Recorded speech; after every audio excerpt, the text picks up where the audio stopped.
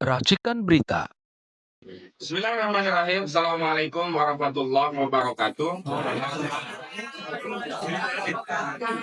Hari ini tentu saja kita semua berduka, kita semua berbela-sungkawa, kita semua prihatin karena hari ini negara kita mengalami tragedi. Yang saya pikir tragedi ini hanyalah simbolik. Apa yang nampak dan terjadi dialami oleh Pak Charlie Chandra hanyalah fenomena gunung es, karena nasib yang dialami oleh orang yang punya tanahnya dirampas dan dikriminalisasi di proyek PIK 2 ini bukanlah hanya dialami oleh Pak Charlie Chandra. Kenapa? Karena masih banyak korban-korban perampasan tanah lainnya yang memang kita ketahui mereka mengeluh, tetapi memang sedikit sekali yang berani menyampaikan kepada rakyat berjuang untuk membela haknya.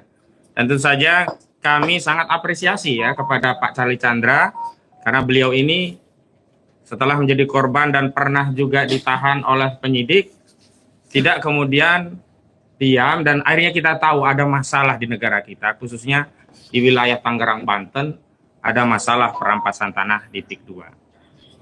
Hari ini kita ingin merespon apa yang kemarin sudah disampaikan oleh Polda Banten ya, berkaitan dengan penangkapan Pak Charlie Chandra. Kami ingin tegaskan bahwa rilis Polda Banten bersifat prematur dan tidak komprehensif, sehingga hal-hal yang khususnya berkaitan dengan hak-hak rakyat, hak-hak seorang tersangka, bahkan peristiwa yang kita tahu ramai di sosial media tidak diklarifikasi oleh Polda Banten dan dianggap tidak pernah terjadi. Polda Banten seolah-olah sedang menegakkan hukum, padahal kami berkeyakinan, mohon maaf suaranya ya biar nggak Polda Banten, kami berkeyakinan Polda Banten tidak sedang melakukan proses penegakan hukum, tetapi secara telanjang dan terbuka melakukan kezaliman terhadap rakyat, melakukan pelanggaran prosedur di dalam Kitab Undang-Undang Hukum Acara Pidana. Bahkan kami bisa tegaskan Polda Banten sedang melayani kepentingan oligarki PIK 2 yang dimiliki oleh Aguan dan Antoni Salim, karena terlalu berani ya melakukan pelanggaran yang secara telanjang sudah kita ketahui. Namun demikian, hari ini kita harus menyampaikan kepada publik tentang fakta apa sejatinya yang terjadi, sehingga selanjutnya terserah kepada rakyat, kami serahkan apa yang sebenarnya terjadi. Dan ini penting, kenapa? Agar jangan sampai klien kami ya, Pak Charlie Chandra yang ditangani LBH AP Muhammadiyah yang dipimpin oleh Pak Gufroni SHMH itu sudahlah menjadi korban, masih pula difitnah mafia tanah, difitnah penjahat, difitnah bapaknya penjahat DPO dan seterusnya. Jadi ini yang penting. Baik, hari ini kita akan melakukan konferensi pers, dan untuk mengawali tentu kita ingin tahu peristiwa apa yang terjadi. Dan di sini di sebelah kiri saya sudah ada Bapak SHMH selaku koordinator dalam penanganan kasus Pak Charlie Chandra. Memang banyak sekali Pak Salibra, tapi beliaulah koordinatornya dari Lembaga Advokasi Publik, Lembaga Bantuan Hukum LBH Muhammadiyah. Kepada Pak Gufroni kami persilahkan. Baik, terima kasih. Assalamualaikum warahmatullahi wabarakatuh. Waalaikumsalam warahmatullahi wabarakatuh.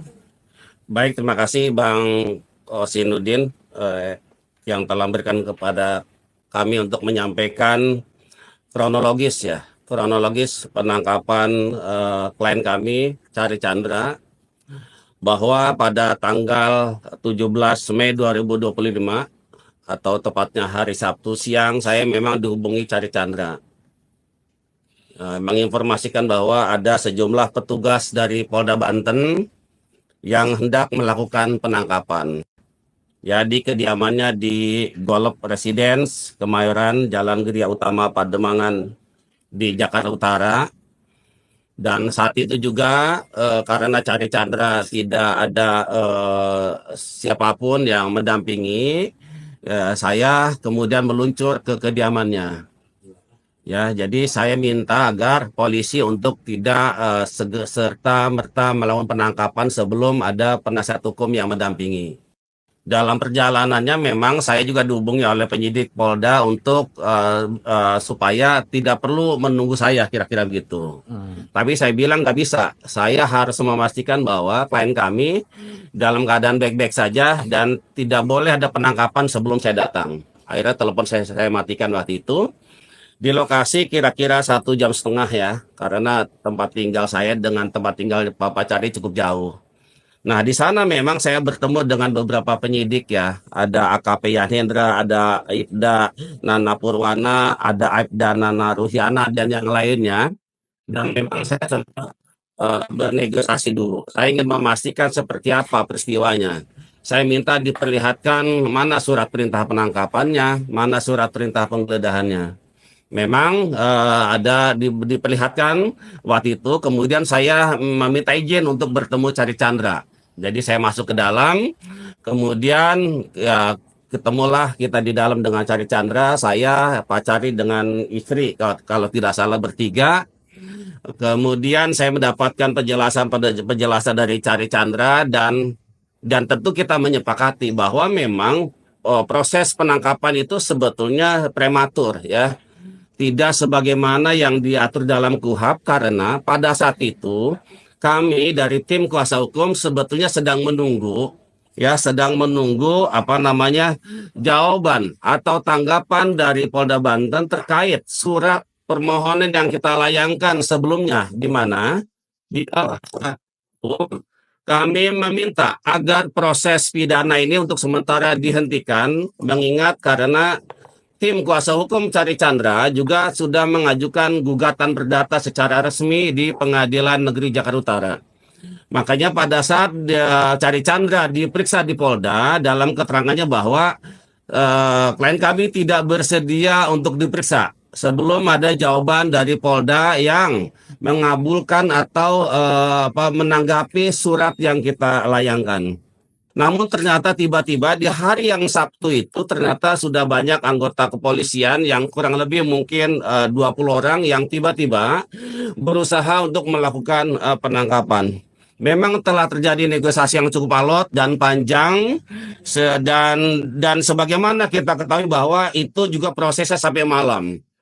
Sabtu malam dan penyidik juga tidak berhasil untuk mereka menemui kita untuk kita akan tarik diri. Saya masih ingat kata-katanya. Jadi kita penyidik akan tarik diri untuk tidak melakukan penangkapan dan saya minta saya ya selaku untuk menjamin bahwa Cari Chandra akan datang dalam panggilan nanti. Saya waktu itu negosiasi kalau bisa hari Selasa lah, ya jangan Senin kan gitu. Ternyata memang suratnya untuk pemeriksaan di hari Senin. Nah, proses itu ternyata tidak sebagaimana yang kita tidak Sepakati, ya. sepakati. Ternyata sampai malam hari itu, sampai jam 12, kami memprediksi kemungkinan jam 24.00 sudah tarik diri. Ternyata sampai jam 1 itu masih ada anggotanya. Bahkan sebelumnya memang sempat lampu dimatikan selama 2 jam itu, sehingga kami juga tetap bertahan untuk memastikan bahwa malam itu tidak ada penangkapan. Gitu ya. Kemudian keesokannya ada intimidasi yang sebetulnya tidak sesuai dengan kesepakatan yang tadi malam. Ternyata mereka masih berupaya agar Cari Chandra bisa untuk ditangkap dengan modus misalnya ada dari tim kesehatan yang datang. Gitu ya, untuk diperiksa. Ini kan kami melihat bahwa ini ada modus agar Cari keluar langsung dibawa. Tapi ternyata Cari Chandra tetap bersikukuh kan gitu, kita akan nanti memenuhi panggilan dan seterusnya. Dan yang mengagetkan buat kami ternyata tindakan polisi itu sudah berlebihan.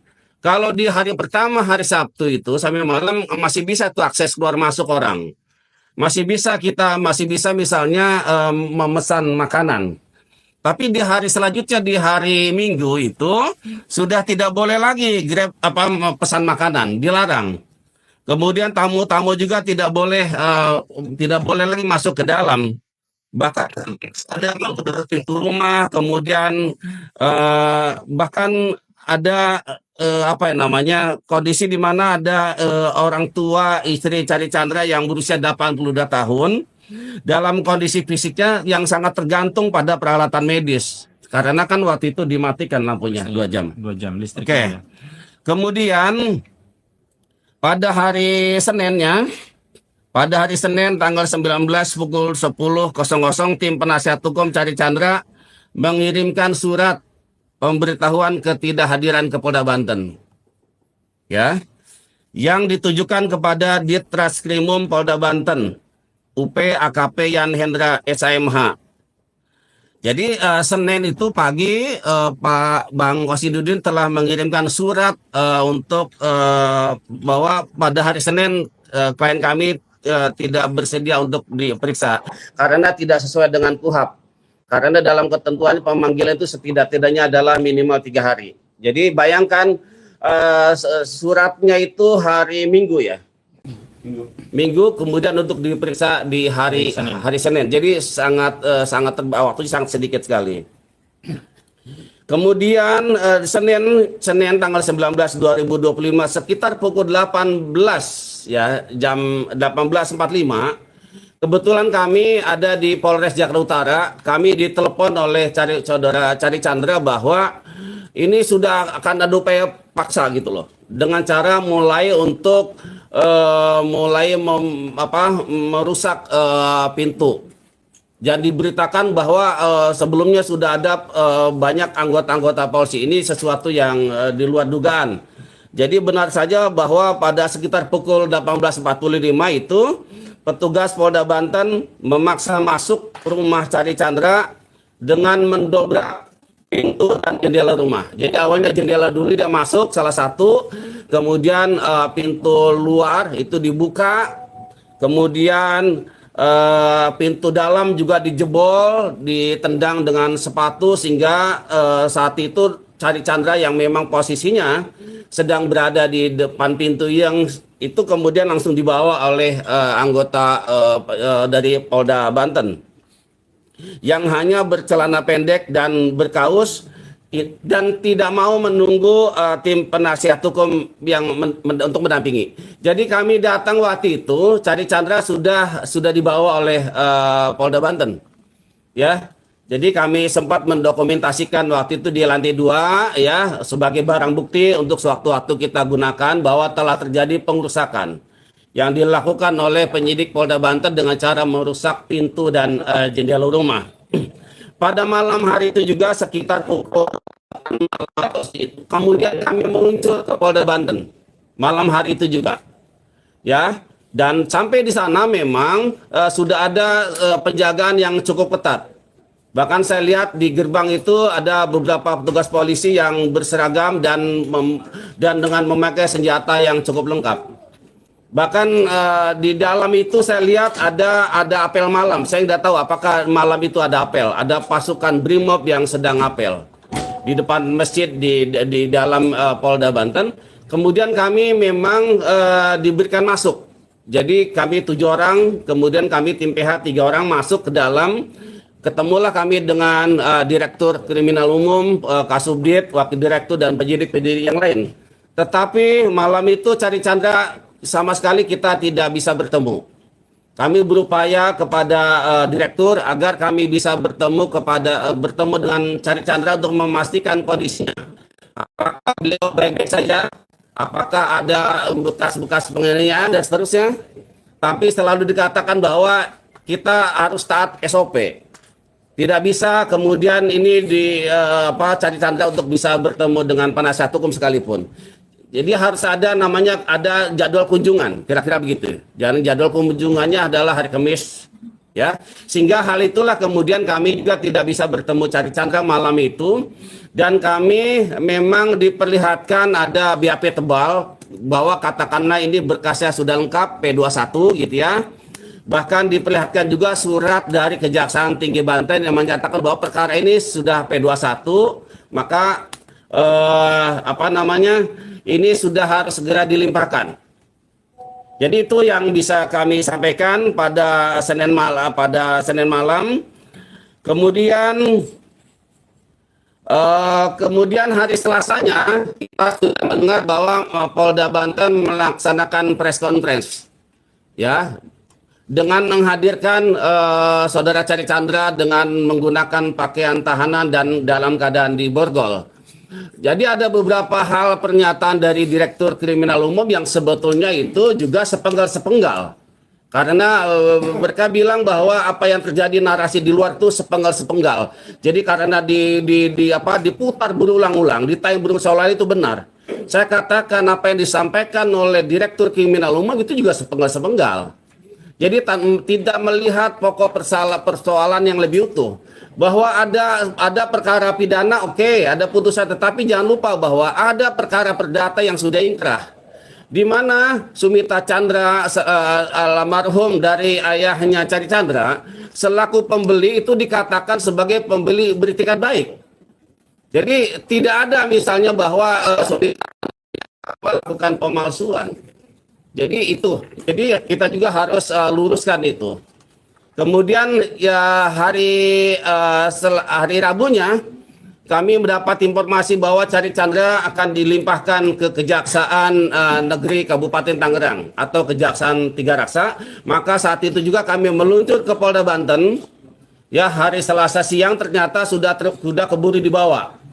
Jadi akhirnya kita tunggu di Kejaksaan Negeri Kabupaten Tangerang di Tiga Raksa dan dilakukan serah terima dari Polda Banten ke tim JPU langsung yang menangani nanti. Sudah ada tanda penyerahan segala macam. Kemudian di hari itu juga sorenya, ya, setelah dari Kejaksaan Negeri Tiga Raksa, Cari Chandra langsung dititipkan di rutan kelas 1A Tangerang atau biasa disebut dengan istilah rutan Jambe. Jadi disitulah kami sempat ketemu, bahkan termasuk di Kejaksaan Negeri kita sempat ngobrol sedikit dan kita berikan support. Intinya Cari Chandra dalam keadaan sehat, tegar dan siap untuk menghadapi kasus walaupun ini adalah yang terjadi yang 2 kali. Mungkin itu saja kronologi singkatnya. Terima kasih dari saya, kurang lebihnya mohon maaf. Assalamualaikum warahmatullahi wabarakatuh. Waalaikumsalam warahmatullahi wabarakatuh. Baik, sebelum pendalaman terhadap kronologis, karena hadir juga Bang Samsir Jalil, salah satu kuasa hukum yang bisa menambahkan apa yang belum tersampaikan. Tapi saya ingin tegaskan kepada Polda Banten, juga seluruh kepolisian Republik Indonesia, terutama kepada Bapak Listio Sigit Prabowo, bahwa kita selaku penegak hukum, baik advokat, jaksa, hakim, termasuk penyidik selaku penegak hukum, kita terikat dengan undang-undang. Dan dalam proses penyidikan perkara pidana, acuannya itu sama, yakni Kitab Undang-Undang Hukum Acara Pidana. Dan jelas di dalam pasal 70 ayat 1 KUHP ditegaskan bahwa penasihat hukum sebagaimana dimaksud dalam pasal 69 berhak menghubungi dan berbicara dengan tersangka pada tiap pemeriksaan dan setiap waktu untuk kepentingan pembelaan perkaranya.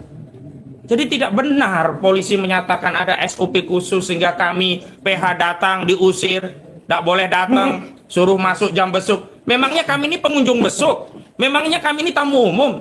Kami ini penasihat hukum. Kami ini bekerja berdasarkan surat kuasa. Dasar kami bekerja adalah undang-undang. Prosedur untuk menangani perkara pidana sama. Hakim acuannya KUHP, jaksa acuannya KUHP, advokat acuannya KUHP. Kenapa kok polisi bikin SOP sendiri sehingga menghalangi penasihat hukum untuk ketemu? Apalagi sebelumnya juga polisi secara lancang melakukan penangkapan tanpa didampingi. Dan saya mau klarifikasi, prosedurnya harusnya di depan RT atau RW setempat. Ini tidak ada RT RW-nya yang menyaksikan. Itu sudah mirip teroris saja itu yang jemput. Kalau tadinya tidak ada surat, kami anggap itu OTK itu. Masa kerja kepolisian seperti OTK begini? Ini kan menakutkan, organisasi tak dikenal. Kalau kami misalnya diperlakukan seperti itu, kan ini sebuah kezaliman. Bukan kalau faktanya memang diperlakukan seperti itu. Jadi saya tegaskan, yang dizalimi bukan hanya Charlie Chandra, termasuk kami tim penasihat hukum. Karena KUHP memberikan wewenang kepada kami untuk bertemu dengan klien kami setiap waktu kapanpun, tapi ternyata polisi menyatakan tidak boleh hanya karena SOP disuruh masuk jam besuk hari Kamis. Ini kan bukan konteksnya membesuk, ini konteksnya pendampingan klien lakukan. Selanjutnya kepada Bang Samsi Jalil untuk bisa menyampaikan. Tolong tim. Ya, selamat datang Pak Samsul Jalal. Nanti juga bisa menambahkan fakta karena saat itu juga sudah ada Pak Samsul Jalal. Tetap saja tindakan biadab dari Polda Banten, tidak tahu malu, tetap saja melakukan pemaksaan tanpa mengikuti prosedur KUHAP. Dan mohon maaf, saya ingin tambahkan satu hal. Surat penangkapan itu berlaku sebelumnya, tapi kemudian diterapkan atau dikirimkan surat panggilan 1. Ingat, di dalam KUHAP, apa yang harus dilakukan oleh polisi? Jika surat panggilan 1 itu tidak dipenuhi, terbitkan panggilan kedua, bukan melakukan penangkapan. Dan panggilan itu ya di 112 dan 227 KUHAP harus dilakukan dengan cara patut, diberikan langsung, diterima, ditandatangani dalam waktu yang cukup diatur 227 setidaknya 3 hari. Masa tanggal panggilan tanggal 17, diserahkan 18 Mei hari Minggu, disuruh datang Senin tanggal 20 Mei. Wajar kalau saya mewakili klien menyampaikan surat tidak bisa hadir. Kenapa? Karena panggilan itu tidak sesuai prosedur KUHAP. Kenapa kami menyatakan itu? Karena masih ada mekanisme panggilan kedua sehingga kami bisa mempersiapkan klien kami dan keluarganya yang trauma dengan tindakan penyidik agar bisa datang menghadap memenuhi panggilan. Tapi alih-alih muncul panggilan kedua, Polda Banten justru melakukan penangkapan secara biadab, secara brutal, tidak mengindahkan hak asasi manusia keluarga. Bukan hanya Pak Charlie, tapi juga hak asasi keluarga. Baik, kalau gitu Pak Samsir dulu untuk menceritakan tambahannya. Oke, Assalamualaikum warahmatullahi wabarakatuh. Kronologi penangkapan tadi sudah disampaikan dengan lengkap oleh Pak Gufron. Tapi tentunya kasus Pak Charlie Chandra ini kita coba angkat dari awal untuk lahan yang seluas 8, sekian hektar. Ini dimulai pada tahun 1988 ya, yang itu udah ada AJB yang memang sudah lengkap. Kemudian dari sisi kewajiban keluarga Pak Charlie Chandra ini kan sudah tetap melakukan pembayaran pajak sampai tahun 2023. Tapi proses untuk perampasan ini itu dimulai tahun 2013. Ada bukti chatting dari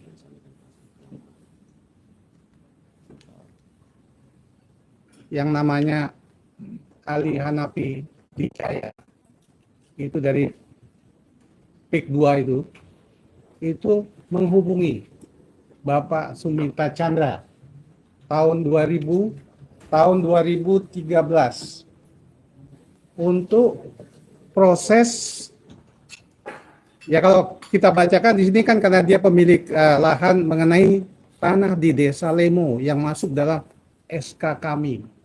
Nah ini kan tentu tahun 2013 ini yang tanah yang dari 1988 sampai 2013, 25 tahun dikuasai penuh dan dimanfaatkan secara penuh oleh Pak Suminta Chandra, orang tua dari Pak Charlie Chandra ini setelah 25 tahun mulai ada keinginan untuk mengambil alih. Ini komunikasinya ada dalam chat antara Ali Hanafi Wijaya dengan Pak Suminta Chandra. Kemudian sampai kemudian Pak Suminta Chandra ini meninggal tahun 2015 di Australia. Kemudian dari sinilah kemudian berangkat masalah perkara kasusnya Pak Charlie Chandra ini. Sampai kemudian kami tanggal 17 Mei kemarin sebagai penasihat hukum ini dibuat kaget. Sangat kaget. Karena tanggal 29 April kita masih ke Polda Banten itu untuk memenuhi panggilan. Yang di sana kita sudah ada kesepakatan untuk melakukan seperti yang disampaikan Pak Gufron tadi. Kita menunggu jawaban. Sehingga pada tanggal 19 kemarin itu kita sebenarnya menunggu untuk mendapat jawaban. Tapi yang kita dapati adalah kami dihubungi, saya mula-mula Pak Gufron, untuk penangkapan Pak Charlie Chandra. Jadi ini merupakan ya tadinya ya sifatnya ya tentunya yang saya sampaikan tadi 2013 ada proses perdata ya untuk pembelian lahan, kemudian dengan tipisnya aja menjadi pidana dan penangkapan. Jadi saya betul-betul sampai hari ini juga saya shock karena malam itu saya sampai tengah malam juga ada di lapangan. Saya juga melihat rumah itu lampunya dimatikan 2 jam. Lampunya dimatikan 2 jam. Tadi disampaikan ada orang tua dari Pak Charlie itu yang memerlukan penanganan medis, itu darurat pada waktu itu. Jadi setelah itu ya, seperti yang disampaikan Pak Gufron tadi, penyidik juga menghubungi kami, lampu sudah kami hidupkan. Jadi memang ada hal-hal yang memang Dia ngaku dia yang dia ngaku, kami lampu sudah kami hidupkan, kami akan keluar. Seperti yang disampaikan Pak Gufron, dia akan memberikan surat untuk panggilan. Jadi itu yang bisa saya lengkapi dari proses penangkapan kemarin. Jadi berdasar kepemilikan, proses jual beli yang dengan itikat baik, sampai kemudian dikriminalisasi dengan tipis aja. Dari sini kami sebagai penasihat hukum yang sangat selalu mendampingi, selalu Pak Charlie Chandra ini begitu kooperatif, dipanggil datang. Selalu datang, tepat waktu. Tapi kok tiba-tiba dia proses penangkapan. Ini yang dapat saya sampaikan, menambah yang sudah sampaikan Pak Gubernur tadi. Terima kasih. Assalamualaikum warahmatullahi wabarakatuh. Waalaikumsalam warahmatullahi wabarakatuh. Baik, sebelum ke Pak Samsudala, ini ada istri dari Pak Charlie Chandra. Beliau nanti akan menjelaskan apa yang dialami dan perasaan keluarga karena ada tindakan brutal dari Polda Banten. Ada Bu Elis Charlie Chandra.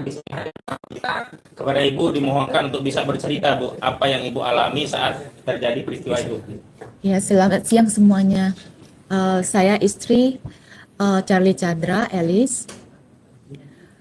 Saya di sini pertama aku ingin berterima kasih untuk kepercayaan semuanya, publik, masyarakat kepada Charlie Chandra. Terima kasih sudah mempercayai Charlie Chandra. Ini merupakan dukungan moral yang sangat besar buat Charlie, buat saya dan keluarga. Ya, pada saat itu kita merasa pada saat penangkapan itu saya merasa yang ada di saya itu merasa ketakutan. Kenapa tiba-tiba nggak ada kabar, nggak ada apa-apa, tiba-tiba udah ada penangkapan. Dan pada saat itu karena kita sendiri dan Pak Charlie, kita minta supaya mereka tunggu pengacara kita datang. Ya. Dan hal itu berlanjut sampai malam, sampai minggunya juga ya, sampai mereka di sana sampai hari pada saat malam itu apa benar lampu di dalam rumah itu iya ada dimatiin. Iya. Itu memang nggak ada listrik sama sekali ya. Nggak ada. Jadi orang tua. Jadi benar-benar gelap, benar-benar gelap. Sampai besok hari Minggunya juga masih kita maksudnya sampai besok paginya kirain polisinya udah pulang ya. Tapi ternyata masih belum, masih ada di luar dan orangnya banyak gitu, banyak. Dan orang nggak bisa masuk. Berusaha juga untuk memanggil atau apa, mengetok pintu. Iya, mengetok pintu, terus bel terus. Iya, terus waktu pada saat itu dia ini kasih surat pemanggilan pertama pada paginya. Sempat juga terhalangi ya, ada pesanan makanan segala macam. Iya, karena mereka apabila ada orang yang mau masuk, mereka pengen ikut, maksudnya mau masuk gitu, mau Oh, kayak mau ikut nyusup masuk. gitu ya. Terus yang Jadi 82 tahun itu siapa, Bu? itu mama saya. Mama saya kondisinya emang dia udah sakit lama. Dia sakit penyakit orang tua Parkinson. Jadi kalau misalnya dia ini apa? Dia perlu oksigen. Kalau oksigennya lagi turun, dia perlu itu. Jadi di rumah kita selalu ada tersedia tabung oksigennya selalu ada. Dan kalau makanan itu datang nah selama dari hari Minggunya, hari Sabtunya kan kita nggak ada masalah makan, masih oke. Nah hari Minggunya itu, nah kita agak kesusahan keluar masuknya. Jadi kalau misalnya kayak ada orang yang mau datang juga nggak dikasih gitu. Terus ada kalau misalnya em, kita sendiri juga takut mau pesen Gojek karena nggak berani keluar gitu. Jadi akhirnya hari Minggu kita semua di rumah, dan hari Seninnya kita sempat berpikir ini anak-anak gimana ya, mau sekolah nggak gitu. Maksudnya gimana cara keluarnya gitu kan. Biar nggak khawatir mereka masuk gitu ya. Iya, sempat kepikir anak-anak mau diliburkan dulu hari Seninnya. Tapi pagi Saya itu datang ya gitu ya. Pak Kozin datang, akhirnya anak-anak bisa sekolah, dan ya anak-anak hari Senin sekolah. Hari Senin kita beraktivitas seperti biasa. Nah Tapi hari aparat masih di udah- depan, masih- tapi mereka udah nggak berani deket-deket, maksudnya jadi kita keluar masuk bisa hari Seninnya.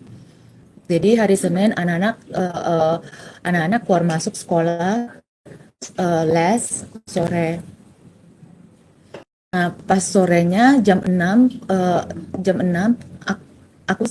saya sama anak-anak pulang dari pulang les.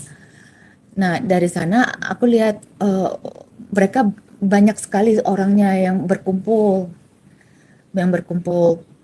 Nah, pas itu saya di mobil dengan anak-anak, dan mereka datang menghampiri mobil saya dengan mengetok jendela supaya aku turun gitu. Tapi karena ada anak-anak, aku nggak mau turun karena aku nggak mau hal begini itu kelihatan anak-anak saya. Jadi udah di depan rumah. Wah, Mereka udah di depan Ya. rumah. sampai dengan mobil itu di depan rumah, Iya, di mereka depan rumah. ketok-ketok Iya. untuk memaksa supaya Suruh turun. supaya aku turun, memanggil saya turun gitu ya. Nah, tapi karena ini aku pikir ini aku nggak mau anak-anak lihat, akhirnya aku putar mobil ini titipin anak saya ke tetangga. Baik, harapannya Bu terhadap kasus yang dialami suami Bu apa kepada masyarakat, kepada Pak Polisi dan yang lain? Saya berharap masyarakat publik tetap mendukung Charlie Chandra, tetap mempercayai Charlie Chandra bahwa dia ada di pihak yang benar. Dia bukan orang jahat, dia bukan maling tanah, begitu juga papanya. Suami saya orang yang baik, dia tidak melakukan hal-hal begitu. Saya mohon supaya keadilan bisa kita dapati, nama baik bisa kita dapat kembali. Dan sekarang suami saya udah ditahan. Saya mohon masyarakat bisa mengikuti dan mengawal terus kasus ini sampai ke persidangan, agar di persidangan hakim jaksa bisa bersikap netral dalam kasus ini. Saya dan anak sangat merindukan suami saya, papanya. Anak saya setiap malam mencari papanya, selalu menanyakan dedinya ada di mana. saya bilang dedinya lagi kerja di luar. Ditanya terus berapa lama pulangnya. Dan itu saya nggak bisa saya sangat nggak bisa menjawab. Aku sangat bingung gimana menjawabnya. Ini ada catatan kemarin anak saya sempat chat teks ke dedinya, ke nomor handphonenya. Dia suruh ini dia minta ayahnya segera pulang. Dia tanya ayahnya ada di mana. Dan ini dia ada tulisan buat dedinya. From Christopher for Daddy. I love you because you are the best. And you are hardworking. Ini sangat menyakitkan sekali buat kita, buat saya.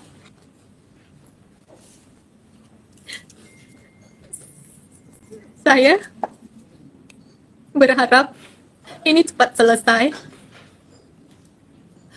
Suami saya bisa segera pulang, bisa segera berkumpul dengan anak-anaknya. Saya juga bingung harus kemana, harus berharap kemana agar keadilan ini ada buat Charlie, buat keluarga saya. Aku mohon doanya agar kasus ini bisa cepat selesai dan Charlie bisa dapat keadilan dan mendapatkan kembali nama baik Charlie dan buat papanya Sumita Chandra. Terima kasih. Baik, terima kasih Bu Elis. Terima kasih Bu Elis. Kita semua tentu prihatin. Dan mohon maaf nih saya pun jadi terbawa emosi. Ya. Nah, setiap kita ada keluarga. Ketika kita mendengar seorang anak menanyakan tentang kondisi ayahnya dan dengan kepolosannya menyatakan ayahnya adalah seorang pekerja keras dan selalu mencintai ayahnya, kita sebagai ayah tentu terbayang bagaimana kalau kondisi itu terjadi pada kita. Dan kita juga sebagai ayah tentu juga punya keinginan agar bisa membersamai anak-anak kita. Baik Bu Elis yang sabar, mudah-mudahan Pak Hakim, Pak Jaksa mendengar keluhan ini sehingga bisa membantu, setidaknya bagi Pak Jaksa membantu memberikan penangguhan, Pak Hakim bisa memberi vonis yang membebaskan. Karena sekali lagi Charlie Chandra itu adalah korban. Yang jahat itu adalah Agung Sedayu. Yang jahat itu di majalah Gatra sudah ada jejak kelam Agung Sedayu di PIK 2. Dan perkara ini sudah dikabarkan oleh majalah Gatra, sengketa sertifikat nomor 5 Desa Limo. Dibongkar semua oleh majalah Gatra. Dan mohon maaf, berkasnya, putusan perdatanya itu penggugat yang menggugat Pak Sumita Chandra itu sudah ditolak sampai kasasi, dan dalam pertimbangan kasasi ditegaskan saat itu pengadilan tingginya masih di Bandung karena masih Jawa Barat, belum pisah jadi Banten. Ini kasus sudah lama sebenarnya. Itu ditegaskan kasasi ditolak dan dipertimbangkan bahwa Pak Sumita Chandra itu adalah pemilik sah sertifikat nomor 5 di Desa Limo ini.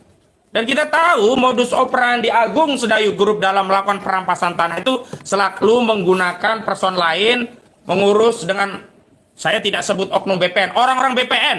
Sama seperti kasus pagar laut, orang-orang BPN yang kemudian dijadikan sarana untuk merampas tanah rakyat. Bukan hanya rakyat pribumi, non pribumi pun dimakan oleh dua ini.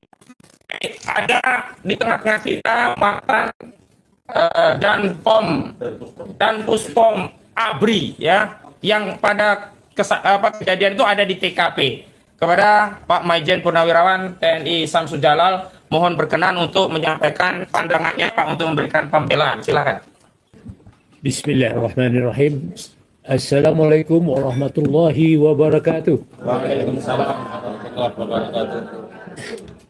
Saya berterima kasih sekali hadir pada sore yang berbahagia ini bersama kawan saya peneroran juga, Pak Saididu. Alhamdulillah. Selamat ya, kami ini purnawirawan ya, nggak ada apa-apanya. Kami sebagai orang yang beriman ya, hanya amal ma'ruf nahi mungkar. Sampai sama polisi saya bilang, kalian ini apa sih? Kalian polisi rakyat atau polisi aguan? Saya bilang gitu. Ada apa? Saya bilang, Bu ya yang sopan. Ini rumahnya dikepung kayak gitu kan. Alhamdulillah juga banyak juga anggota-anggota polisi militer yang hadir pada waktu itu. Ya, mereka juga loyal. Sudah, wah ini ada Samsu Jalal nih, ada apa? Nah, mereka hadir. Jadi untuk dalam puspom nggak usah khawatir karena anggota yang hadir juga bukan apa-apa. Hanya ada Samsu Jalal, itu aja. Jadi saya ini terpanggil. Karena apa? Itu saya bilang, kita ini apa? Amar ma'ruf nahi mungkar. Nggak ada lain lagi. Karena bakal kita itu aja. Bagaimana untuk menegakkan keadilan. Mencegah kemungkaran itu kan. Nah, saya hadir malam itu juga untuk mencegah kemungkaran. Karena saya tahu siapa aguan. Itu sama aja. Kita mengerti juga lah. Polisi bukan main kan. Bangun apa di dua itu. Di Panti Indah Kapuk itu. Bangun posko Brimob sana kan. Diresmikan oleh Kapolri gitu kan. Astagfirullah. Saya nggak tahu lah. Makanya negeri kita ini apa sih? Negeri kita yang berkeadilan kan. Di dada kami ini Sumpah Prajurit Sabta Marga masih menempel nih kan. Tapi kalau ada yang mungkar itu enggak wajib, kewajiban kita untuk mencegahnya gitu ya. Kita yang mau menegakkan yang baik. Kalau itu baik, oke. Itu amal perbuatan kita. Karena kita cari bakal aja untuk bakal kita nanti di hari belakangan nih, hari depan nanti. Itu aja. Jadi saya terima kasih pada Ibu Chandra juga, Ibu Charlie, ya masih mentalnya masih kuat walaupun anaknya juga menanyakan mana papa, mana ayah. Ya. Tapi insya Allah ya Tuhan akan memberikan keberkahan dan memberikan dukungan moral ya supaya tetap tabah. Karena percayalah yang kalau kita orang Jawa bilang Tuhan itu tidak pernah sare kan. Allah itu juga pernah tidur. Dia pasti mendengarkan dan mengawasi mana yang baik, mana yang tidak baik.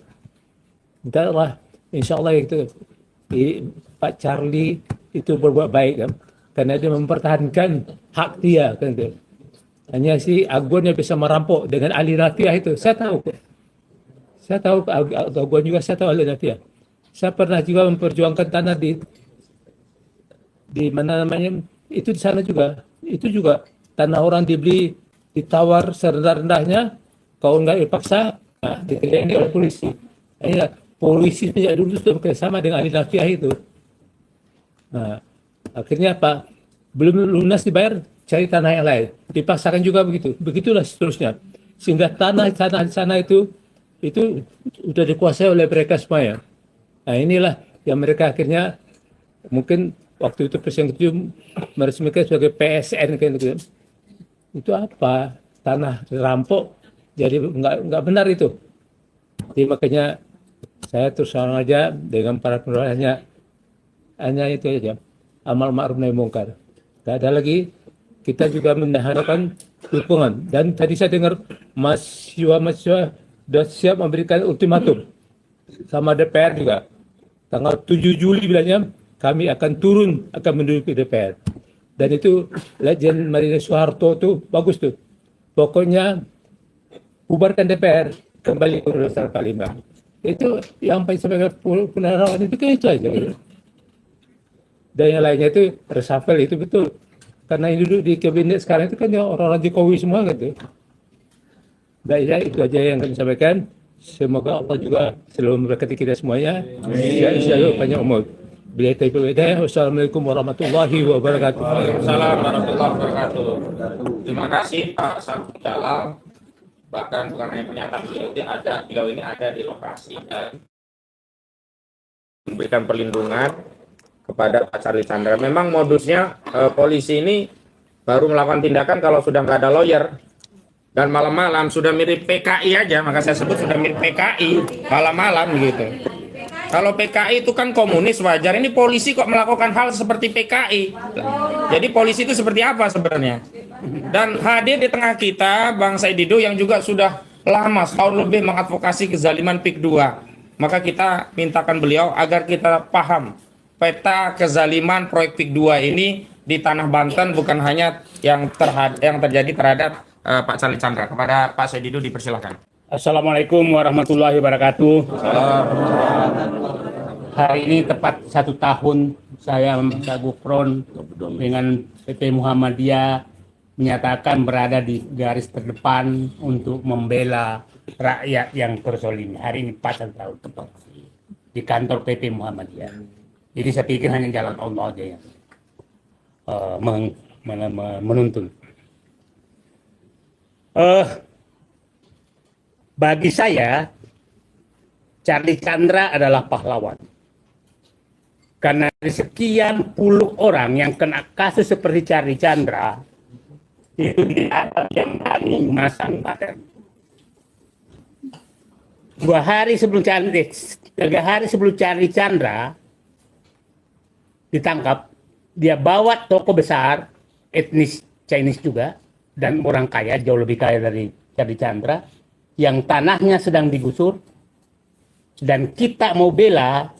Setelah saya kontak lagi, dia mundur, dan berkali-kali seperti itu, banyak sekali. Tetangga saya etnis Chinese juga, supaya orang paham bahwa ini bukan masalah etnis. Itu bayangkan, ibunya sudah tua, datang penyidik ke rumahnya, disidik, habis itu berapa hari kemudian meninggal. Polisi datang dengan etnis tertentu, tahulah, etnis timur. Nah, jadi intimidasi seperti ini berlanjut terus. Jadi saya ingin menyatakan penangkapan Charlie Chandra itu adalah proklamasi dari PIK 2 menyatakan aku masih kuat dan kalian nggak bisa lawan saya. Itu proklamasi. Itu proklamasi bagi mereka. Jadi jangan anggap ini kasus sederhana. Ini kasus pesan PIK 2. Hai aparat, lakukan yang aku minta sekarang. Saya pikir perintah itu datang dari aguan dan dilaksanakan. Karena mereka sekarang ini betul-betul ingin menunjukkan giginya bahwa Charlie Chandra saja yang pemberani, aku masih bisa hadapi. Dan ingat, penyidik yang muncul terus hanya satu. Siapa namanya? AKP Yan Hendra. Itu satu, dan itu juga yang melakukan hal yang sama di berbagai kasus yang dikriminalisasi. Orang itu juga. Jadi, mohon publik paham, penangkapan Charlie Chandra adalah proklamasi PIK 2 bahwa jangan coba-coba lawan saya karena polisi masih di tangan saya. Itu saya pikir program pesannya. Jadi jangan terlalu banyak kasus hukum. Nah, saya berharap dengan terbukanya di pengadilan nanti itu kita buka semua apa yang terjadi. Ada 2 tokoh besar yang sekarang juga melakukan yang hal sama. Ada yang dipenjarakan suami istri, nggak usah saya sebutkan namanya. Suami istri dipenjarakan, itu bekas teman aguan. Dan hampir semua bekas yang dekat berhubungan dengan aliran api itu dikerjakan seperti itu. Saya nanti cerita tentang rakyat yang hadapi. Ini sengaja saya buka ke publik supaya ini kita harus melawan. Nggak ada yang lain. Nah, itu 2 orang, tahu nggak sekarang dikeluarkan dengan baru bisa bicara 2026. Ya, saya nggak perlu menyebutkan namanya. Banyak sekali. Ada masih di penjara sekarang. Ada di penjara sekarang. Nah, Inilah yang terjadi sebenarnya. Nah, saya ingin menjelaskan apa sih kasus ini bisa terjadi sehingga seakan-akan mereka betul-betul berkuasa. Begini proses yang terjadi. Ini kita harus buka, Pak. Saya terima kasih kepada orang-orang yang hadir di sini yang benar-benar jiwa ikhlas berjuangnya sudah melebihi dari manusia. Saya tahu Pak Gufroni 24 jam, Pak Ahmad Sair 24 jam. Kami semua 24 jam mengikuti. Tidak ada kecuali panggilan mengusir oligarki dari Indonesia yang merampas rakyat. Tidak ada jalan lain. Nah, begini. Jadi kepada seluruh kenapa sih mereka bisa melakukan? Ini sebenarnya kasus PIK 2 itu dimulai dari RUTEW dan RUTR 2011 yang ditetapkan oleh Gubernur dan Bupati Tangerang. Kita tahu siapa Bupati Tangerang saat itu yang turun-temurun. Ahmad Jani. Oke? Nah, bekerja sama dengan PIK 2. Sehingga apa yang terjadi? Diberikanlah izin prinsip kepada PIK 2. Kepada wilayah itu. Nah, seakan-akan wilayah setelah dapat izin prinsip loh. Bukan izin kebebasan loh. Apabila Anda mau membangun, boleh. Itu biasa. Tapi dibalik, kepada seluruh aparat, itu seakan-akan wilayah itu sudah pengakuan milik dia. Itulah kata-kata Ali Hanafi kepada siapa? Bapaknya Sumita Chandra menyatakan, tanahmu masuk peta kami. Dan itu dilakukan ke semua orang yang punya tanah. Ternyata termasuk tanah Saididu menyatakan masuk peta kami. Masuk peta kami kan kurang ajar. Seakan-akan tanah itu sudah miliknya. Nah, dengan masuk peta itu maka seakan-akan terserah. Nah, setelah masuk peta izin prinsip, maka semua data tanah yang ada di situ ada di tangan PIK 2. Data BPN semua ada di tangan. Bayangkan tanah saya yang ada di sana, saya sendiri nggak tahu luasnya, dia tahu luasnya. Bayangkan saya kan bilang tanah saya ada sekitar 9 hektar. Di Rut Agung Sayu menyatakan tanah saya itu cuma 9 hektar. Hebat kan? Di Rut PIK 2 tahu tanahnya saya itu.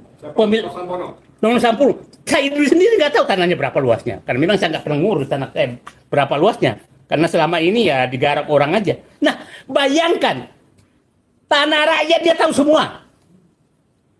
Karena dia tahu semua tanah-tanah rakyat yang ada wilayah peta kami yang katakan tadi, maka dia bisa merekayasa semua kasus-kasus tanah yang ada di sekitar yang di wilayah tersebut. Nah, ini adalah BPN yang bekerja. Kepala desa yang bekerja. Ingat? Ini adalah kerjaan Jokowi. Ketua Abdesi itu, mantan ketua Abdesi yang mengusulkan 3 periode adalah tinggal di wilayah Desa Kosambi. Yang saat itu adalah Luhut menyatakan sebagai penasehatnya Abdesi tersebut.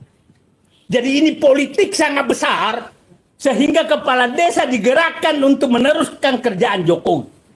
Setelah itu Jokowi memberikan PSN kepada PIK 2. Jadi ini bukan pekerjaan sebenarnya, ini adalah perampasan negara secara sistematis lewat Joko Widodo bersama Aguan, bersama Abdesi. Gantung Jokowi. Nah, jadi kita harus membacanya secara bahwa ini adalah politik yang sangat besar. Nah, saya lanjut. Setelah penguasa menjadi pengusaha menjadi maka semua data tanah itu dipegang oleh dia. Dan ingat, kalau kita sudah punya sertifikat, masa seluruh sejarah tanah itu ada di BPN. Kita nggak pegang lagi aslinya. Artinya BPN bisa merekayasa bahwa tanah Saididu itu tidak sah karena milik orang lain. Dan itu yang terjadi semua wilayah Banten. Rakyat-rakyat dilakukan seperti itu. Bayangkan cuma rakyat yang berani bicara. Tahu-tahu namanya berubah. Tahu-tahu namanya berubah. Nah, karena itu kekuasaan BPN. Jadi menurut saya, nah itulah yang terjadi. Yang terjadi Charlie Chandra juga seperti itu. Dan kasus lain seperti itu. Anda bisa bayangkan. Tetangga satu lagi saya. Banyak sekali kasus yang saya pahami. Bayangkan. Tanahnya sekitar 20 hektar. Sepakat 5 hektar dijual. Oke? Dengan harga yang pas. Tahu-tahu datang panggilan polisi bahwa yang 15 hektar bermasalah. 20 bermasalah. Karena dianggap bermasalah, maka dipaksalah menjual 15 hektar itu dengan harga kesepakatan. Kalau enggak, Anda dipenjara. Begitu caranya mereka. Jadi biasanya diakui sah, ini banyak sekali seperti sah sebagian, habis itu dianggap yang lainnya tidak sah, badan dipaksa. Dan itu, ya pelakunya, yang tadi itu, yang nggak bisa disentuh, yang berinisial A itu, Aguan. bukan, AL. Nafi Hidayah. Nah, itu modus yang terjadi banyak sekali. Problemnya adalah dengan sekarang Charlie Chandra semua tiarap. Maka untuk membangkitkan kembali, maka Charlie Chandra kita harus bela sampai pembelaan akhir. Enggak ada yang lain. Kalau Charlie Chandra ini berhasil, maka Banten habis, Indonesia habis. Seluruh modus ini dilakukan di seluruh Indonesia karena pelakunya adalah, mohon maaf, itu adalah aparat desa dan seluruh aparat BPN, aparat hukum itu melakukan hal yang sama di Marwali, di Makassar, di Surabaya, apalagi di Kalimantan, di Maluku, di Papua, itu terjadi semua. Jadi sebenarnya bangsa ini sedang dirampas oleh mereka. Tip 2 adalah puncak gunung es yang terjadi sekarang. Bayangkan sekarang malam sekarang ini masih tiap malam itu 11 kampung karena 2 benteng sekarang itu benteng bapak-bapak ini membela korban dan benteng kampung 11 kampung di 2 kecamatan itu beronda setiap malam karena sedang terjadi penggusuran oleh PIK 2 oleh mereka. Dan ini kalau itu jebol, maka seluruh wilayah lain akan jebol. Kalau Charlie Chandra jebol, maka semua perampasan hak tanah rakyat akan habis. Jadi itu dibacanya seperti jangan dibacakan di kasus kecil, di kasus yang sangat besar, karena seluruh rakyat akan terancam. Nah, sekarang, saya mohon maaf, saya agak panjang bicara karena ini saya menganggap, bagaimana cara mereka merampas tanah rakyat? Ada 8 cara yang mereka lakukan. Nanti saya bicara, mohon lagi tadi bicara tentang bagaimana merampas aset negara. Ini, nah, ini 8 modus pengambilan paksa oleh PIK 2.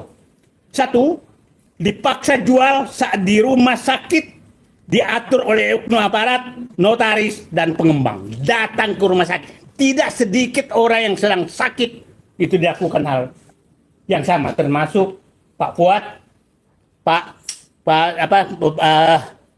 ini kan dibikin isu seakan-akan melarikan diri, padahal belum tersangka. Kok melarikan diri? Dan kita tahu pengacara yang dapat karpet merah terus sejak zaman Jokowi, kita tahu siapa dia. Dia laporkan semut pun, maka semut itu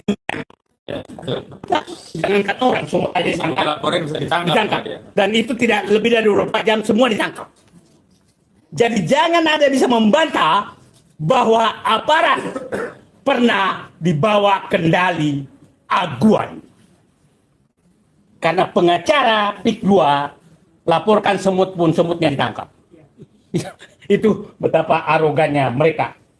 Nanti nggak usah lah ulama apalagi Oke, yang kedua, dipaksa jual di kantor aparat dengan ancaman bahwa surat tanahnya palsu dan tumpang tindih. Ini modus kedua, dan ini terjadi. Yang ketiga, dipaksa jual tanah dengan bahwa surat tanahnya palsu atau tumpang tindih. Itu yang kedua. Yang ketiga, dipaksa jual di penjara atau di tahanan dengan alasan pemalsuan surat. Ini terjadi Charlie Chandra. Ini kan negosiasi bahwa udahlah, akui aja, jual aja. Jadi bayangkan, nah ini kasus pertama yang ingkar sekarang, supaya publik paham. Bukan kasus kedua. Nah, dipaksa, kan lucu. Ini perlu publik paham. Di Banten, siapapun berperkara tanah yang menang adalah aguan. Lucu. Nah, saudara berperkara, kalau siapa menang, aguan yang ngambil tanahnya. Berperkasi ada dengan tetangganya, aguan yang ngambil tanahnya. Lucu, yang berperkara orang lain tapi yang ngambil aguan. Terus negara apa ini?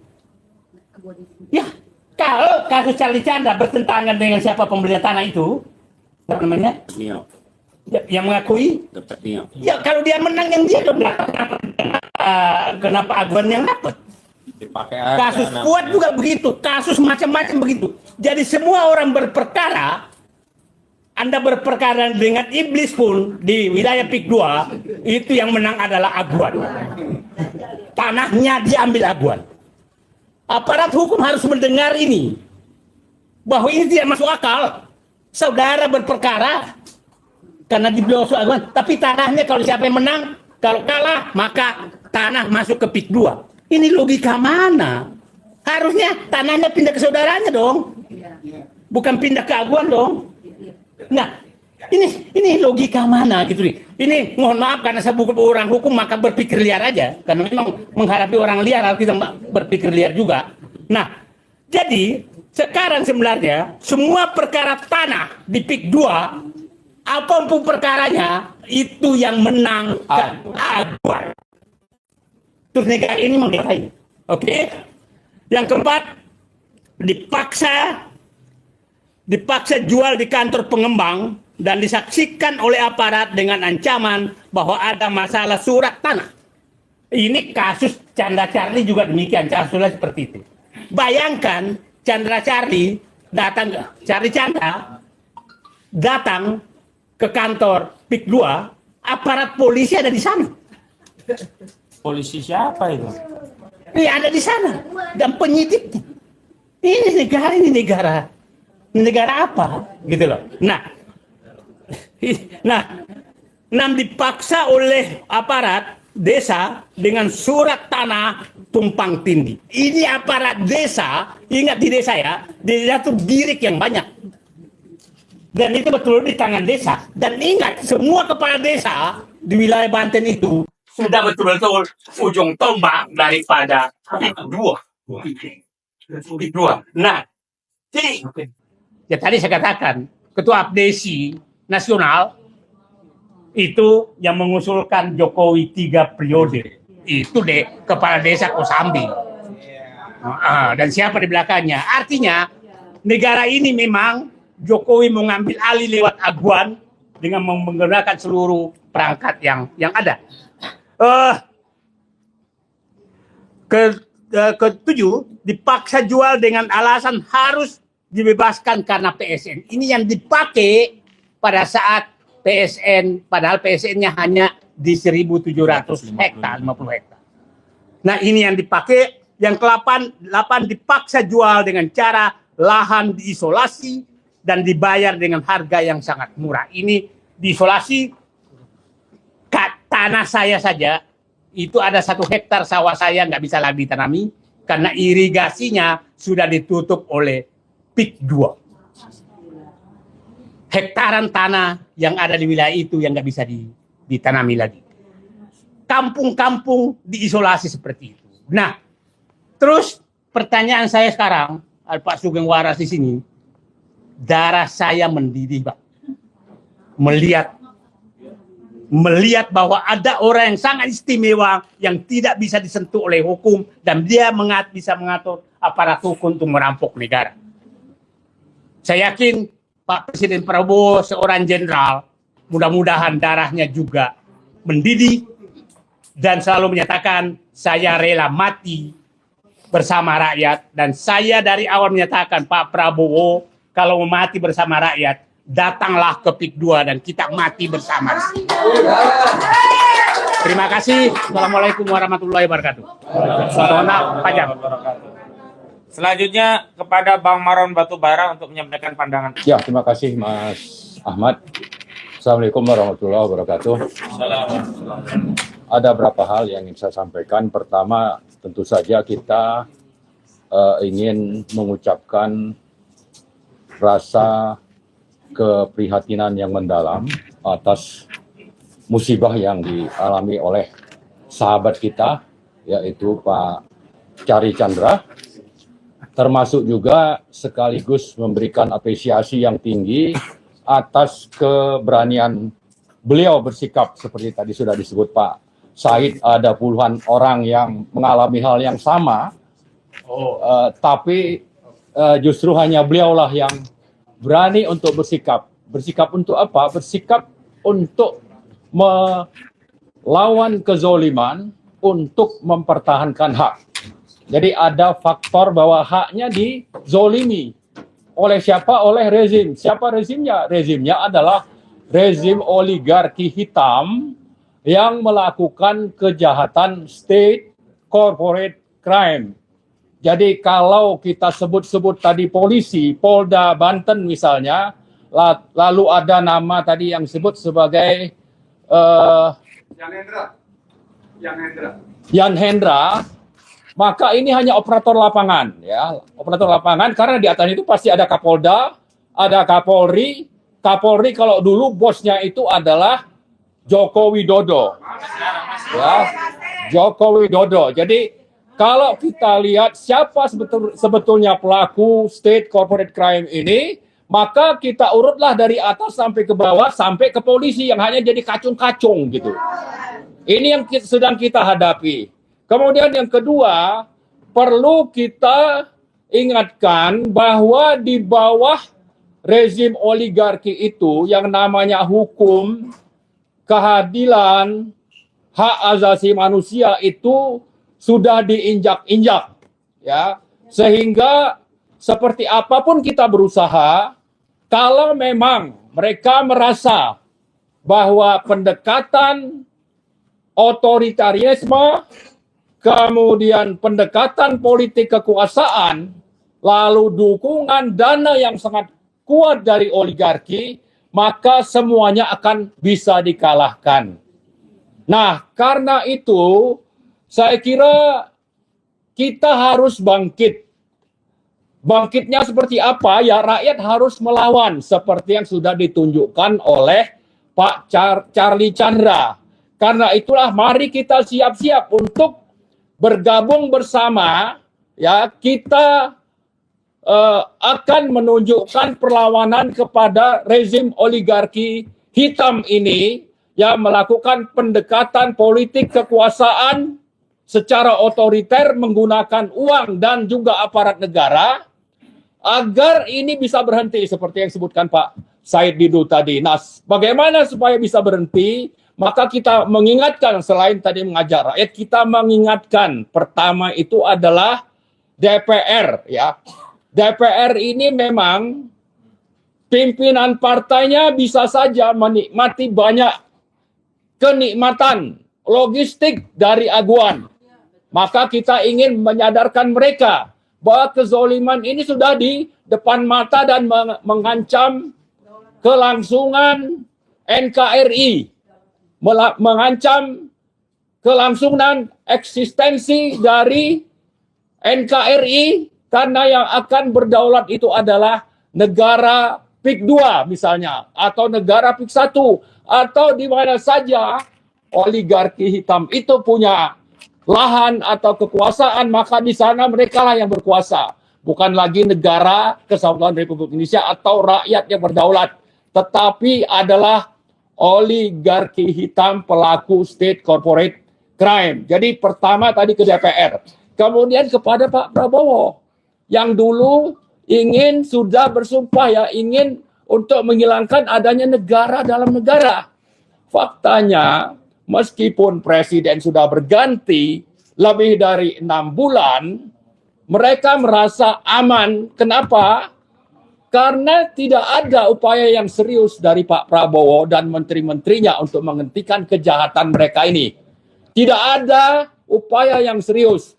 Yang dilakukan pamer, sandiwara, cabut pagar laut, yang diproses hanya kepala desa 1 orang, lalu belakangan dilepaskan. Sama juga yang dilakukan oleh Ketua ATR BPN yang namanya Nusron, menyebutkan ada perampasan hutan lindung. Tapi belakangan tidak jelas rimbanya ini sudah sampai kemana. Padahal itu adalah aset negara yang tidak jelas bagaimana ini transaksinya dengan aguan dengan PIK 2. Nah, karena itu kita ingin menuntut ke Pak Prabowo, janganlah terus omon-omon, sementara kejahatan state corporate crime ini masih terus berlangsung di depan mata, dan ini akan mengancam kelangsungan hidup bangsa Indonesia. Ya, kemudian yang terakhir, saya kira kita juga ingin mengingatkan kepada otoritas jasa keuangan untuk menertibkan yang namanya PIK 2. Ini supaya delisting dari Bursa Efek Indonesia. Kenapa? Karena lahan yang dikuasai untuk bisnis propertinya itu diperoleh dengan cara zolim, mengambil alih tanah milik negara, sekaligus merampas tanah rakyat, yang sangat jelas ini bertentangan dengan peraturan yang berlaku dan dilakukan dengan pendekatan, tadi saya sebut adalah pendekatan politik kekuasaan zolim yang menggunakan aparat negara untuk kepentingan sempit bagi orang-orang yang hanya memikirkan kepentingan pribadi dan tidak peduli dengan bagaimana rakyat itu akan menderita. Saya kira itu saja. Terima kasih. Assalamualaikum warahmatullahi wabarakatuh. Selanjutnya Pak Sugeng Waras untuk bisa menyampaikan dukungannya untuk Pak Charlie Chandra. Silakan Pak Sugeng. Assalamualaikum warahmatullahi wabarakatuh. Waalaikumsalam warahmatullahi wabarakatuh. Para sahabatku, saya fokus kepada menanggapi sehingga kita punya pemikiran, pandangan terhadap kasus kriminalisasi terhadap saudara kita Chandra. Namun izinkan sebelumnya saya membuka latar belakang atau hal-hal yang membuat kita lebih yakin terhadap perjuangan kita. Karena saya sadar bahwa di sekitar kita sekarang ini ada kawan-kawan pejuang, juga ada kawan-kawan medsos yang kita sama-sama bisa membesarkan, bisa meluaskan apa yang kita rencanakan dan apa yang akan kita lakukan ke depan menghadapi masalah seperti ini. Saudara-saudara, kita nggak usah berkecil hati. Kita berada pada pihak yang benar. Kenapa saya katakan begitu? Negara kita itu negara hukum, bukan negara kekuasaan. Artinya kalau negara hukum mengedepankan hukum, mengutamakan hukum. Tetapi kalau negara kekuasaan mengutamakan kekuasaannya. Ya contohnya seperti peristiwa kriminalisasi waktu penangkapan saudara kita Charlie Chandra. Negara yang mengutamakan hukum pasti yakin, kita ingat, sumber hukum yang tertinggi kita adalah Undang-Undang Dasar 1945. Ini saya singgung agar menambah keyakinan kita bahwa perjuangan kita pada perjuangan yang benar, bukan andal apa asal-asalan. Di mana disebutkan pada pasal 28 bahwa kita diberi kesempatan berserikat, berkumpul yang dijamin dan dilindungi oleh undang-undang. Jadi banyak sekali yang jadi pedoman pegangan kita. Pada pembukaan atau preambul Undang-Undang Dasar 45, di sana jelas apa yang kita perjuangkan. Bahwa kita sesungguhnya mempunyai hak untuk kebebasan kemerdekaan. Oleh karenanya atau oleh sebab itu, maka penjajahan di atas dunia harus dihapuskan. Karena tidak sesuai dengan peri kemanusiaan dan peri keadilan. Itu yang menjadi dasar kita. Kita sebenarnya sedang melawan penjajah. Bentuk penjajahan singkat saja ya seperti yang dilakukan Aguan. Jadi itu penjajah yang harus kita lawan. Jangan ragu-ragu. Kalian tidak bekerja sendirian. Saya, Pak Samsu Jalal, orang yang masih muda-muda ini, karena Pak Samsu Jalal baru menginjak 82. Saya sendiri katanya istri saya sekarang sudah berumur 75. Nah, itu tidak menjadikan kendala. Saya tetap menemani bersama teman-teman Purnawirawan. Yakinlah, Purnawirawan akan berjuang bersama-sama Anda. Oleh karena itu, kalau ada lagi kesulitan, jangan dilupakan kita. Tarik kita. Pada prinsipnya, apapun ormas yang terdiri dari Purnawirawan, intinya berjuang bersama rakyat.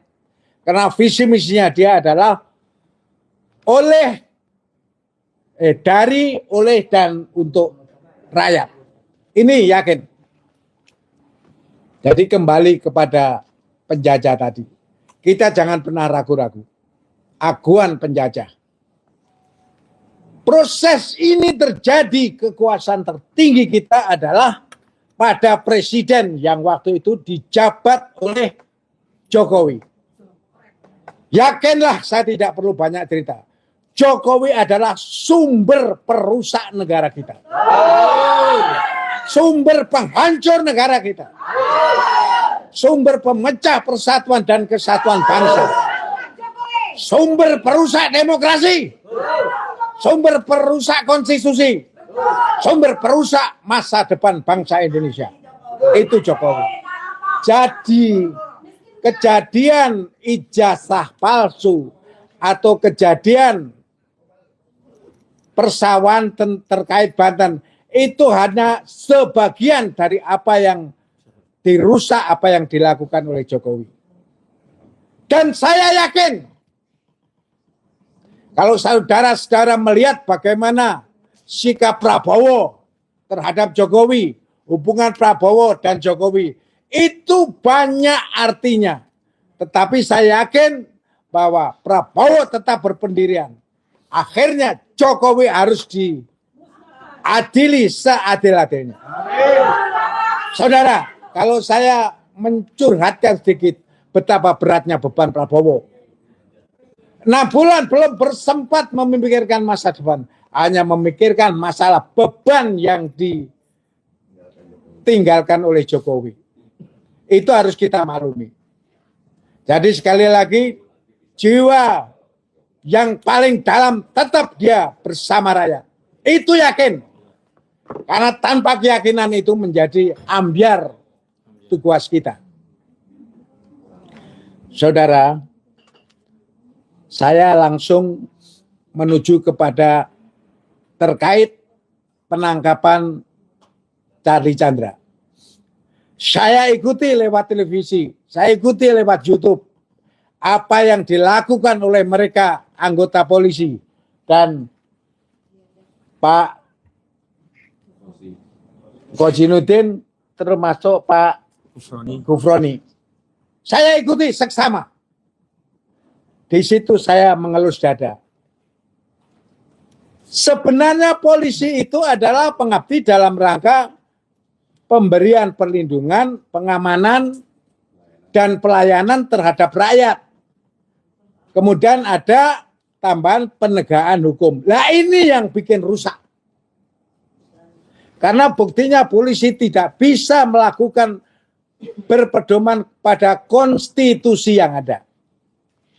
Seperti disinggung oleh Saudara Kojinuddin. Kita itu punya konstitusi masing-masing. Polisi berdasarkan landasannya.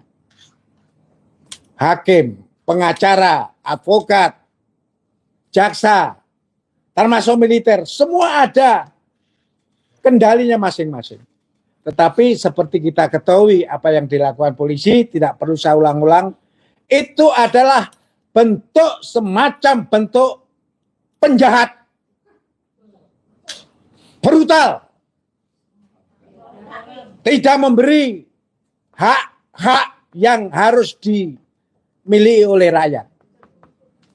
Makanya waktu itu Pak Kojinuddin sudah sering menyampaikan, peganglah namanya prosedur atau protap atau SOP. Adanya pemanggilan pertama, ada kedua dan ketiga. Jadi tidak ada pemanggilan pertama langsung ditangkap, dikriminalisasi semacam itu. Oleh karena saya sebagai purnawirawan mengingatkan kepada teman-teman saya polisi. Marilah kita berani mengoreksi diri. Itu salah. Tapi jangan salah.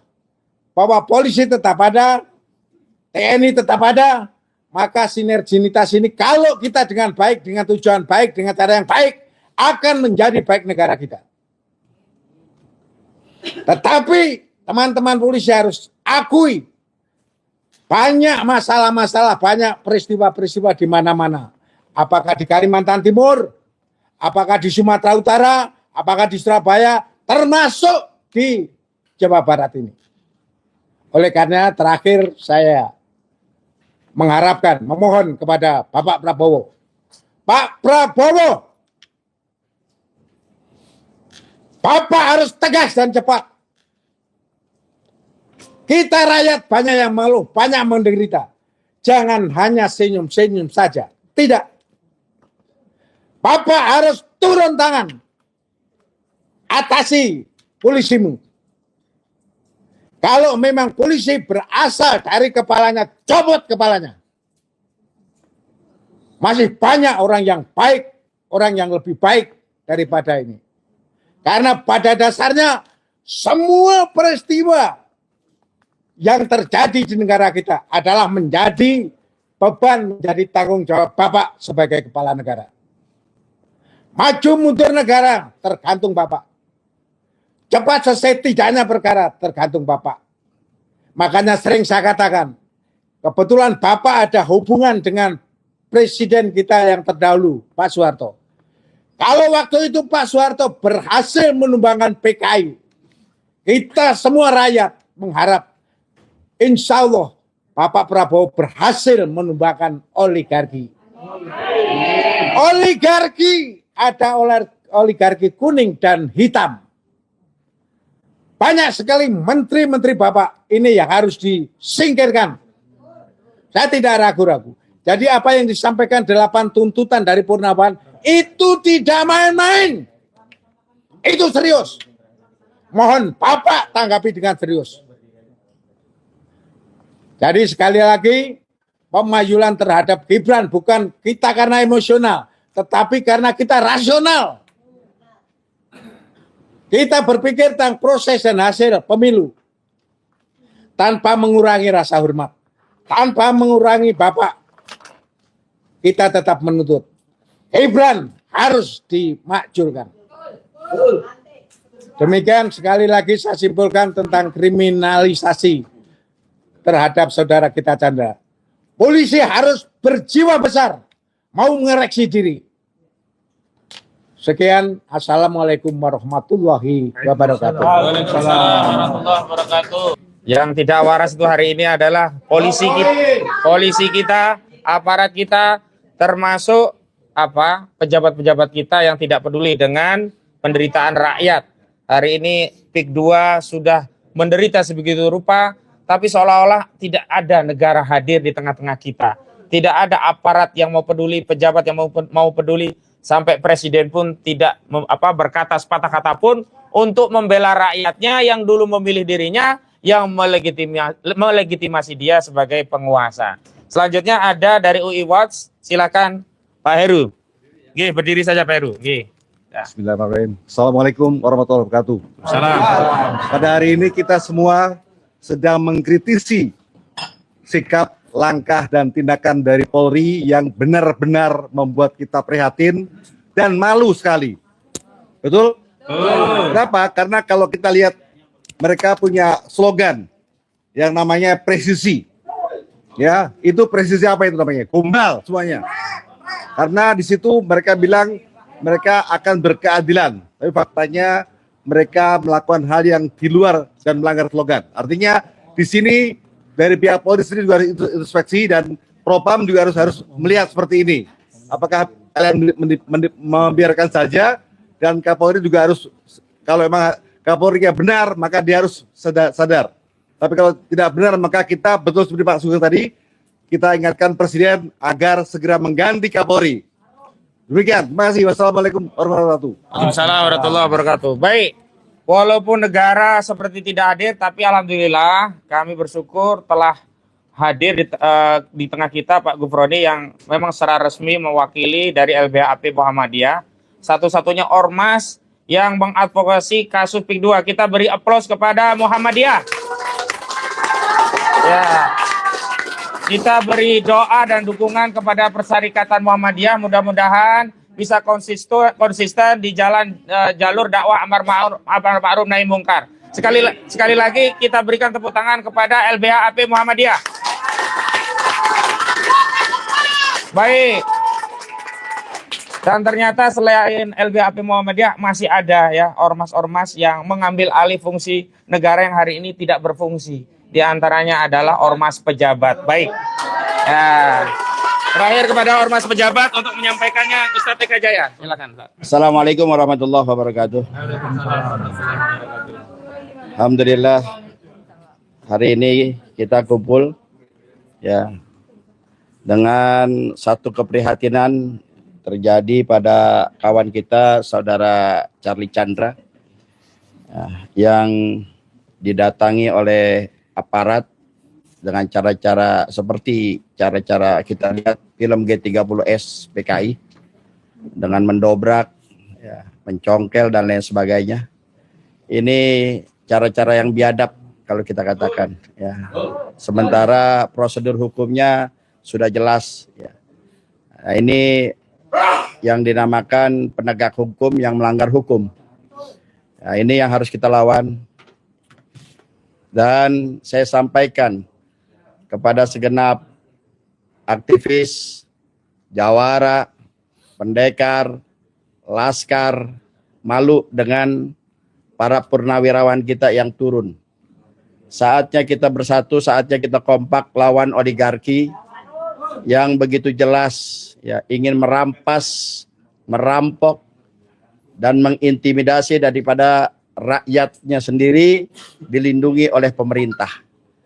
Ini sudah sistematis yang dilakukan oleh oknum. Kalau dikatakan oknum, sudah bukanlah, BPN sudah jelas menjadi mafia tanah dari dulu. Ya, ditambah lagi dengan aparat-aparat pemerintah, terutama kepolisian yang sangat saat ini mempunyai moto melayani, mengayomi, melindungi. Itu semua bualan belaka. Ya, kalian hanya menjadi polisinya aguan yang hanya berani kepada rakyat dan tidak berani terhadap oligarki. Dan ingat, sampai kapan kalian akan begitu? Ketika kalian pensiun, kalian sudah tidak apa-apa lagi. Ya, AKP Yan Hendra yang sudah jelas-jelas dia melakukan banyak kesalahan-kesalahan tapi tetap dipakai oleh Polda Banten. Pak Suyudi ini sangat luar biasa. Ya, ini Anda punya anak buah ini sudah benar-benar kelewatan batas. Ya, dan juga Pak Kapolri, Listio Sigit ini sudah terlalu lama ya, menjabat dan juga sudah terlalu kekenyangan lah bahasanya begitu. Ya. Ini sudah kekenyangan ya, dari zamannya Sambo sampai saat ini ya, dia tidak tersentuh. Tapi anehnya Presiden Prabowo tidak berani bertindak terhadap Listio Sigit. Ada apa dengan Pak Prabowo? Ya, Bapak adalah pimpinan kami, presiden kami, dan mempunyai kekuasaan saat ini. Anda bisa melakukan apapun selama itu buat kepentingan rakyat, maka rakyat akan mendukung. Jangan pernah takut, jangan pernah ragu. Karena rakyat ada di barisan Anda selama Anda melakukannya untuk kepentingan rakyat. Bukan kepentingan oligarki, bukan kepentingan hanya mereka saja yang hanya ingin merampok dan merampas daripada bangsa negara kita. Sekali lagi, kepada seluruh aktivis yang saya katakan tadi, saya sebutkan tadi, jawara, ya, pendekar, laskar, tunjukkan daripada rasa idealisme kalian. Tunjukkan rasa nasionalisme kalian. Ini negara sedang dijajah. Ini negara sedang dirampok. Ini negara sedang akan dimiskinkan. Apakah kalian akan diam? Kalian punya ilmu bela diri. Kalian punya ilmu apa yang sudah diturunkan kepada kalian. Maka gunakan itu untuk membela daripada rakyat yang terzalimi. Maka dari itu, sekali lagi, gerakan ini akan terus menjadi gerakan yang besar untuk menegakkan amar ma'ruf nahi munkar, dan kita tidak akan pernah gentar melawan kezaliman yang sudah dipertontonkan oleh Aguan CS. Demi Allah, kaki jadi kepala, kepala jadi kaki, kita akan melawan itu semua. Takbir. Takbir. Terima kasih. Assalamualaikum warahmatullahi wabarakatuh. Assalamualaikum warahmatullahi wabarakatuh. Baik, terima kasih Bang Eka Jaya selaku pimpinan Ormas Pejabat Pengacara Jawara Bela Umat Bela Rakyat. Sebenarnya masih ada satu, yakni Aliansi Rakyat Menggugat, tapi karena waktu dan tadi ketuanya Bu Menu Ulandari mencukupkan karena sudah cukup yang lainnya. Tapi sekali lagi tepuk tangan buat Aliansi Rakyat Menggugat.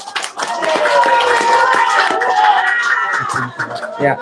Dan terakhir akan saya bacakan pernyataan hukum. Mohon yang di belakang bisa berdiri biar bisa terlihat. Nah, yang baris depan ini tetap duduk. Baik. Ya. Oh ya, yang baris ini biar duduk aja. Nggak apa-apa.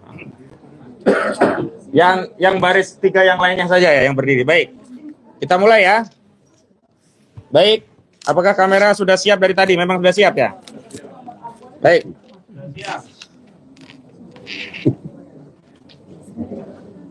Bismillahirrahmanirrahim. Pernyataan hukum. Tolak kriminalisasi Charlie Chandra. Selamatkan rakyat Banten dari kezaliman proyek PIK 2 milik Aguan dan Antoni Salim. Sehubungan dengan adanya upaya paksa berupa penangkapan yang dilakukan secara brutal, melabrak aturan dan melanggar hak asasi Charlie Chandra untuk melayani kepentingan oligarki PIK 2 milik Aguan dan Antoni Salim yang dilakukan oleh petugas Polda Banten pada Senin 19 Mei 2025. Kami tim penasehat hukum Charlie Chandra bersama sejumlah tokoh aktivis purnawirawan dan aktivis lainnya menyampaikan pernyataan hukum sebagai berikut.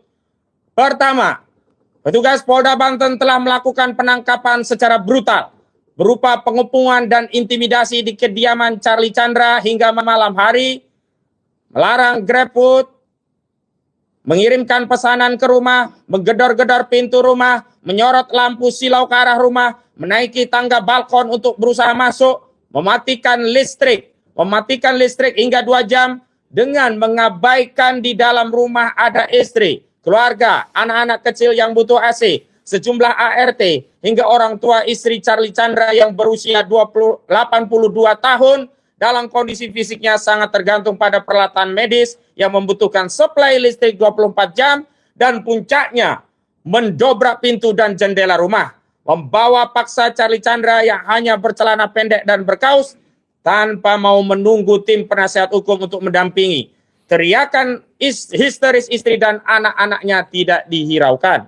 Kedua, petugas Polda Banten telah melakukan pelanggaran prosedur hukum acara dalam penyidikan perkara pidana sebagaimana diatur dalam Kitab Undang-Undang Hukum Acara Pidana. Mengingat Polda Banten telah mengirimkan surat panggilan 1 nomor SPGL garing 1747 garing Romawi 5 garing Res titik 19 garing 2025 garing Ditreskrimum Polda Banten tanggal 17 Mei 2025 Tindakan lanjutan dalam prosedur hukum acara setelah penerbitan surat panggilan 1 adalah menerbitkan surat panggilan 2, bukan malah melakukan penangkapan secara brutal dan melabrak aturan KUHAP.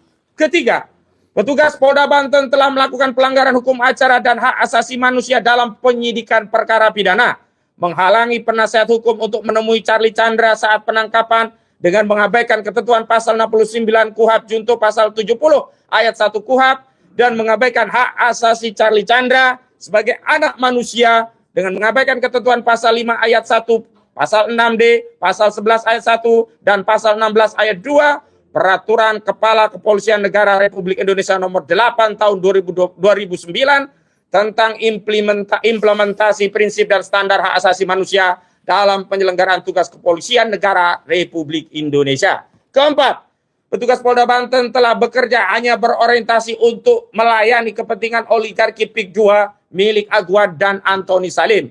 Mengingat pelapor PT Mandiri Bangun Makmur atau Agung Sedayu Group telah menguasai fisik tanah milik Charlie Chandra dan dijadikan kawasan industri properti Pantai Indah Kapuk 2. Modus kriminalisasi oleh polisi untuk melayani kepentingan PIK 2 jamak dilakukan kepada pemilik tanah di Banten yang menolak melepaskan haknya kepada oligarki PIK 2. Karena itu, kami meminta negara hadir dan segera mengevaluasi kinerja institusi kepolisian agar bekerja sesuai aturan. Kami juga menuntut agar negara segera menghentikan proyek PIK 2 agar tak ada lagi rakyat selaku pemilik tanah menjadi korban kerakusan oligarki PIK 2 seperti yang dialami Charlie Chandra. Negara tidak boleh kalah dengan Agwan dan Antoni Salim. Demikian pernyataan disampaikan Jakarta 22 Mei 2025 tertanda Tim Penasehat Hukum Charlie Chandra. Takbir! Takbir! Takbir! Assalamualaikum warahmatullahi wabarakatuh.